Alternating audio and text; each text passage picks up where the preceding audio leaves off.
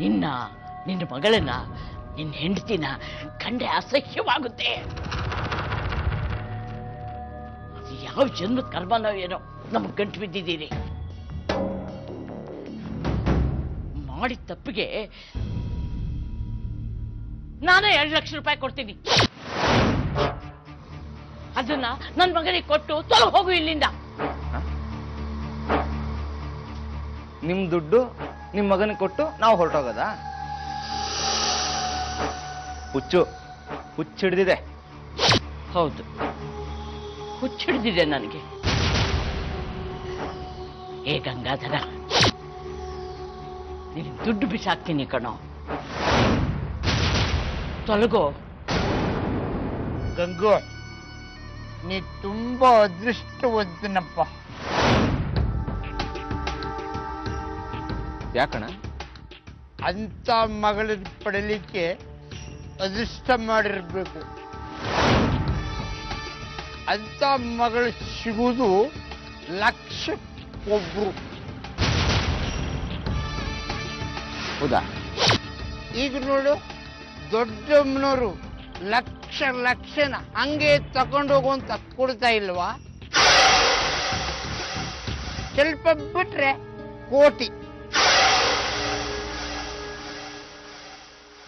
ಕೋಟಿನ? ಮತ್ತೆ ದೊಡ್ಡಮ್ಮನವರಿಗೆ ಸ್ವಾಮಿಗಳ ಮೇಲೆ ಭಾರಿ ನಂಬಿಕೆ. ಅವರು ಇಲ್ಲಿ ತನಕ ಹೇಳಿದ್ ಯಾವುದು ಸುಳ್ಳಾಗಿಲ್ಲ ಮರೆಯ. ಅದಕ್ಕೆ ಇದೊಂದು ವಿಚಾರನ ಸುಳ್ಳು ಮಾಡಬೇಕು ಅಂತ. ಯಾವುದನ್ನ? ಸೂಜಿ ನೋಡಿ ಸ್ವಾಮಿಗಳು ಹೇಳಿದ್ರಲ್ಲ, ಇವಳು ಈ ಮನೆಗೆ ಅರಸಿ ಆಗ್ತಾಳೆ. ಗಂಗೋ, ಈ ಗುಂಡಿನಾಣಿಯಾಗೂ ಹೇಳ್ತಾ ಇದ್ರಿಗೆ ದುಡ್ಡು ಕೊಟ್ಟು ನಿನ್ನ ಸಾಗಾಕ್ಲಿಕ್ಕೆ ಐಡಿಯಾ ಕೊಟ್ಟಿದ್ದೆ ನಾನು. ನಿನಗೆ ಒಳ್ಳೆ ಮನೆ ಸಿಗ್ಲಿ, ನಿನ್ನ ಗಂಡ ಮಗಳು ಚೆನ್ನಾಗಿರ್ಲಿ, ನಮ್ಮನ್ನೆಲ್ಲ ಮರ್ತು ಹೋಗ್ಬಿಡ್ಬೇಕು, ಅಷ್ಟು ಚೆನ್ನಾಗಾಗ್ಲಿ. ನಿಮ್ಮನ್ ಮರೆಯೋದಾ? ಆಗತ್ತಾ? ಆಗ್ಬೇಕು, ಖಂಡಿತ ಆಗ್ಬೇಕು. ತಿಂಡಿ ತಿಂದ್ಯಾ?